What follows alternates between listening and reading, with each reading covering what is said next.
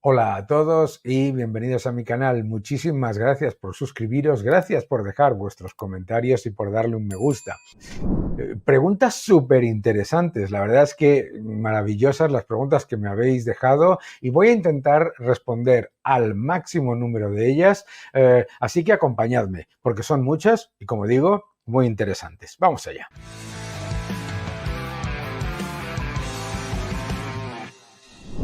¿Cómo cree que un país como Colombia puede aumentar su productividad? Bien, atrayendo inversión extranjera, reduciendo las cargas fiscales, reduciendo las cargas burocráticas muy importantes en Colombia y también tomando la seguridad jurídica con espacios de libertad económica donde se utilicen los mecanismos internacionales de arbitraje y de legislación, es decir, reduciendo el riesgo del riesgo jurídico interno.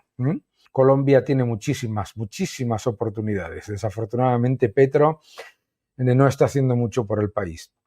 ¿Qué país consideras una buena opción para emigrar actualmente si tienes un proyecto de emprendimiento a través de Internet? Yo creo que los anglosajones, Reino Unido y Estados Unidos, para mí son muy claros. ¿Sigue mereciendo la pena un plan de pensiones en España teniendo en cuenta que ya solo desgrava 1.500 euros? Sí. Lo que pasa es que no tiene por qué ser un plan de pensiones como tal, sino que puedes invertir de manera independiente sin que sea en un plan de pensiones. Es decir, lo que sigue teniendo sentido es invertir ante lo que hablábamos antes. ¿Cuál es la mejor manera de invertir en oro? Comprar oro físico, ETFs, en mineras o alguna otra. Oro físico o ETFs. ETFs, obviamente, mucho más cómodo, mucho más sencillo electrónicamente, oro físico más complejo, cualquiera de los dos, ¿vale? Desde un punto de vista económico, ¿crees que la humanidad puede verse en el futuro próximo sumida en un gran retroceso, incluso tecnológico, por mala... No. Veréis, la razón por la que estamos viviendo esta asfixia política y este entorno en el que los gobiernos intentan cercenar la libertad de expresión, la libertad de empresa, etcétera, etcétera, es porque los gobiernos ven que la tecnología les está erosionando su capacidad de imponer, ¿de acuerdo? Yo creo que eso es muy positivo. La tecnología nos va a liberar de todas estas cosas. Una especie de involución a todos los niveles no lo veo, de verdad que no lo veo. Yo creo que vamos a continuar evolucionando, que iríamos mucho más rápido si no fuese por estos gobiernos intervencionistas y extractivos, pero no veo eso, no lo veo yo.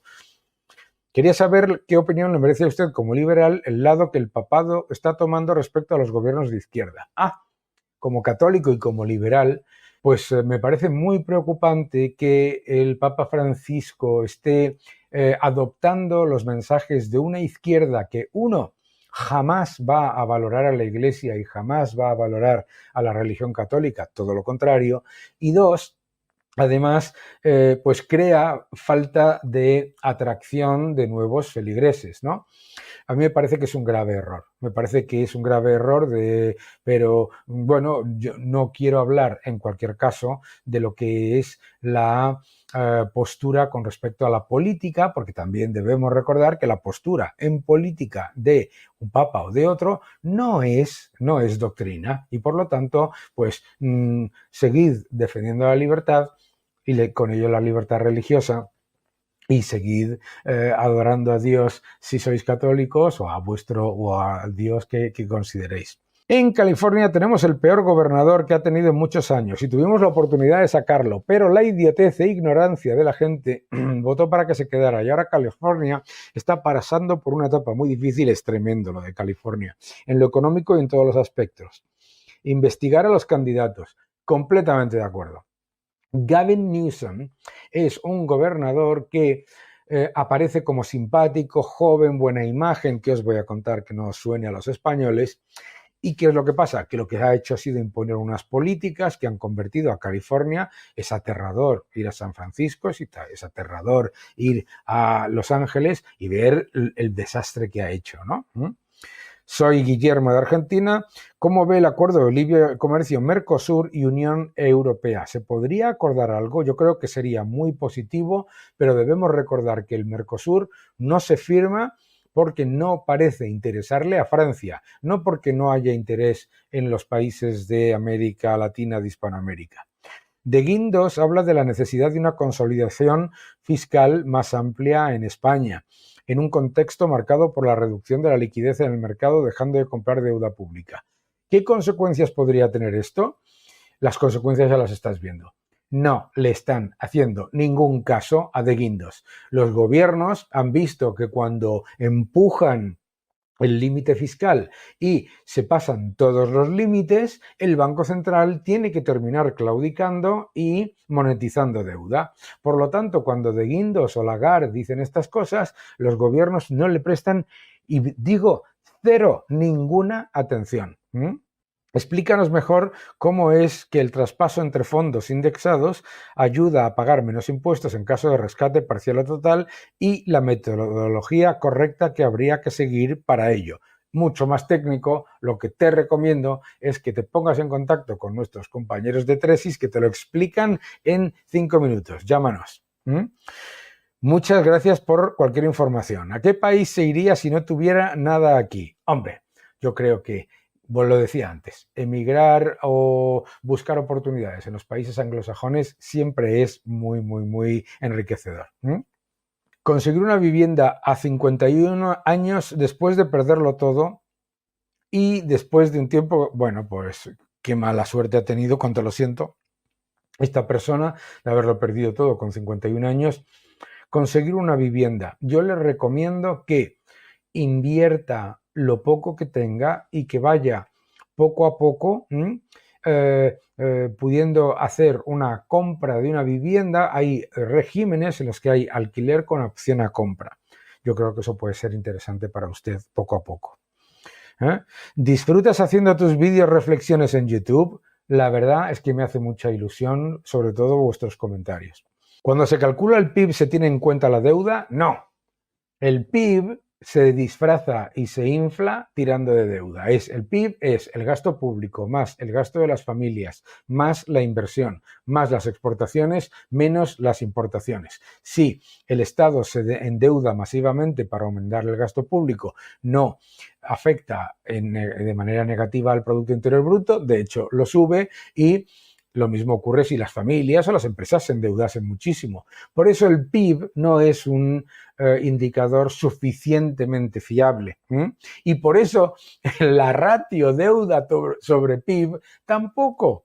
Porque claro, si el PIB se infla gastando mucho más y tomando mucha más deuda, resulta que cuando el gobierno calcula su ratio de deuda sobre PIB, la ratio se modera aumentando el denominador, que además es nominal. El PIB que se calcula como denominador de la ratio deuda sobre PIB es nominal, es decir, incluye la inflación. Por lo tanto, gastando mucho más, endeudándote mucho más y además creando inflación, los gobiernos también pueden disfrazar su ratio deuda sobre PIB.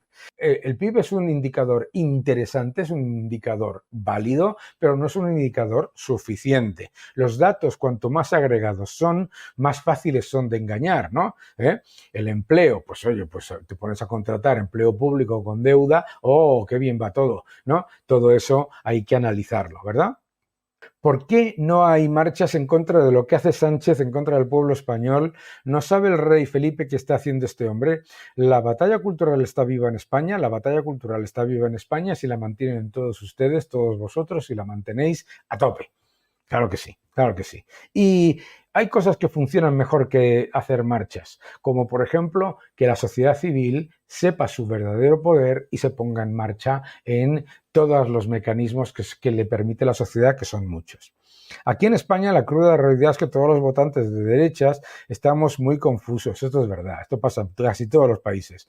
Teóricamente, PP, Vox o lo que sea, y la izquierda votando al unísono en un solo bloque. Estamos totalmente de acuerdo. Muchas veces escucho, qué bien lo hace la izquierda, ¿por qué hay que ver qué bien lo hace la izquierda? Porque se unen, etcétera. Digo, bueno, ¿y por qué no copias lo mismo? Es decir, claro, lo que pasa es que si compras el argumento de que te intenta vender la izquierda, de que no puedes tener coalición con ese partido, porque es que ese partido es muy malo de ultraderecha. ¡Oh, qué sorpresa! La izquierda no tiene el más mínimo problema en unirse con la ultraizquierda, los defensores de etarras, de terroristas, etcétera. ¿Lo veis? Lo que ellos hacen es que tú no tengas ninguna capacidad de unirte con nadie, si les sigues el argumentario, que me parece estúpido, y ellos pueden con todo el mundo, incluso con la derecha, además, sobre todo si es nacionalista. ¿Vale? En estos tiempos, ¿qué es mejor? ¿Invertir en el S&P 500 o en un ETF de oro? Van muy cerca, ojo, pero es verdad que el oro en tiempos de riesgo económico lo hace mejor. Pero si ves a medio y largo plazo, el S&P 500 y el oro, los dos lo que hacen es descontar la destrucción monetaria. ¿Cómo me defino políticamente? Joder, si yo creo que lo sabéis todos. Yo soy liberal, cercano más a los postulados más libertarios, ¿verdad? Y, por supuesto, de derechas, conservador en algunas cosas y, obviamente, pues yo creo que es muy evidente, ¿no? Tengo una duda técnica. Si la inflación es principalmente un fenómeno monetario, ¿cómo es posible que en Europa la inflación sea diferente en distintos países? Muy buena pregunta. Porque no consumen las mismas unidades monetarias ni tienen los mismos niveles de déficits, que es consumir nuevas unidades monetarias, etcétera. Igual que la inflación en Estados Unidos no es igual en California que en Texas o igual en Illinois que en Michigan, ¿verdad? Es normal. El nivel de consumo de unidades monetarias no es uniforme. Igual que imprimir dinero masivamente y muy por encima de la demanda de ese dinero genera inflación, pero no genera la misma inflación en las tasas que en otros activos, ¿de acuerdo? Lo que hace es elevar los precios agregados, es decir, destruir el poder adquisitivo de la moneda.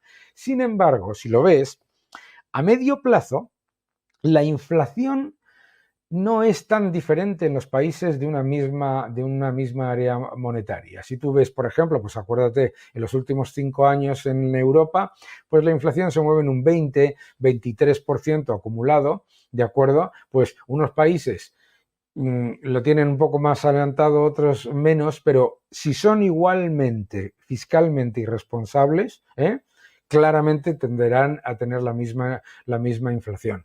Lo que pasa es que hay que recordar lo que te decía, que no todo el mundo consume las nuevas unidades monetarias de la misma manera y en la misma proporción. Muy bien, si pudieses elegir entre vivir entre Estados Unidos y España, ¿dónde elegirías? En España me encanta vivir y me encanta vivir en Estados Unidos. Yo es que no tengo que elegir, yo he tenido esa oportunidad y por lo tanto pues creo que ahora estoy encantado en España, que hay una gente maravillosa. En Estados Unidos, la bomba, gente estupenda también, me encanta, cualquier sitio. ¿Es conveniente que en la economía se vuelva al patrón oro? Se puede buscar un equivalente al patrón oro que nos genere un destrozo financiero como el que generaría volver al patrón oro. Es decir, hay maneras de encorsetar la tendencia de los estados de sobrepasar sus límites fiscales y, por lo tanto, de imprimir dinero sin entrar en el patrón oro, la regla de Taylor, etcétera. Creo, en mi opinión, que Europa debería fijarse como modelo en Javier Milei. Pues muy bien, muy bien. Yo estoy de acuerdo que Javier Milei es un ejemplo de lo que deberían hacer muchos países siguiendo el camino de la libertad. Obviamente en Argentina viene con una herencia que no se la deseo yo a ningún otro país, pero claro que sí estoy de acuerdo. Soy empresario multinivel y 2 maestrías. Creo que me puede resolver algo. Es un insulto. Vaya, creer que usted me puede resolver algo es un insulto. Vaya ego de algunos ingenuos. Muy bien, adelante, adelante, mi querido amigo. Pues no os pierda usted el tiempo poniendo comentarios. Estamos hablando, charlando tranquilamente. ¿Crees que se avecina una corrección de los precios de la vivienda en los próximos 5 o 10 años? Es difícil, con el nivel de destrucción monetaria y con el nivel de represión que se está llevando a cabo en la oferta de vivienda, ¿verdad? Pero obviamente se puede dar una corrección. Pero si ves la tendencia a largo plazo, lo más probable es que los precios de la vivienda reflejen la destrucción del poder adquisitivo de la moneda. Invertir ahorros, hay que invertir. Hay que invertir a medio plazo en oro, pues sí, claro que sí. En buen momento para comprar piso como inversión para alquilar. Recuerda el riesgo fiscal y el riesgo regulatorio y el riesgo de que no te paguen con una legislación extremadamente preocupante. Pero bueno, ¿el Bitcoin sí es una alternativa? Lo dice Mario Conde. Bueno, pues veremos, ¿no? No lo decidimos ni Daniel Lacalle, ni Mario Conde, ni la persona que me ha escrito, ni nadie. Lo decide el mundo a la hora de utilizar una moneda como reserva de valor, unidad de medida y método de pago generalmente aceptado. Somos una familia joven con niños pequeños y queremos darles un mejor futuro. ¿Qué países? Yo les diría que si quieren emigrar, los países anglosajones. Pero en general es bueno, ¿no? Es bueno salir fuera y conocer otros países. Yo creo que hay grandes oportunidades también en España, pero yo creo que hay buenas oportunidades. ¿Qué falta para que continúe bajando la inflación Milei? Desregular, levantar el cepo, quitarle los límites a los exportadores, quitar los límites a las importaciones, que los va haciendo poco a poco, ¿no? Etcétera. Acabar con el gran problema de las LELIC y los PASE. Es muy complicado. Pero, oye, lo está haciendo, ojo, lo está haciendo y además mucho más rápido de lo que muchos esperaban. Caso de realizarse una huelga a la que se sumen una gran parte del sector privado, ¿qué propuestas debían llevar a la negociación? Yo creo que el sector privado lo que tiene que hacer es votar con el bolsillo y dejar de pensar que el gobierno les va a dar cosas. Pero bueno, las principales propuestas, desde luego, desregular y eliminar toda esta cantidad de normativas completamente ridículas y fiscal, claro, bajar los impuestos, ¿no? ¿Por qué los gobernantes y su Banco Central retocan tantas veces en el año la tasa de interés? ¡Ah, amigo! Bueno, dice que no se debería cambiar la tasa de interés cada 4 años. Hombre, yo creo que es que la tasa de interés debería flotar libremente. El movimiento por parte de los bancos centrales es más intentando empujar a que haya más crédito o intentando reducir para que haya un poco menos de inflación. Por eso es. En Bolivia hay una escasez de dólares terrible, sí es verdad. La inflación se disparó a niveles terribles en pocos días. Amigo, pero ¿cómo se combate la escasez de dólares o la hiperinflación? Muy sencillo. Bueno, a nivel personal, amigo. A nivel personal lo que tiene usted que hacer es atesorar dólares. Y lo que tiene usted que hacer es evitar pensar que la moneda local se va a apreciar cuando los desequilibrios fiscales se disparan y las reservas se reducen. La mejor manera de acabar con la escasez de dólares en Bolivia es así de sencilla, es dejar de destruir la economía y de impedir la entrada de dólares por inversión, etcétera, etcétera. ¿Qué pasaría a día de hoy si nos saliésemos de la Comunidad Europea? Si nos saliésemos de la Comunidad Europea y de la zona euro, lo que pasaría es que adiós sistema de pensiones, adiós sistema de garantías público, adiós como lo conocemos. Y seguimos en otra ocasión, porque son un montonazo de preguntas y nos lo hemos pasado fenomenal. Muchísimas gracias por seguirme, seguid defendiendo la libertad y volveremos con el resto de las preguntas. Un fuerte abrazo.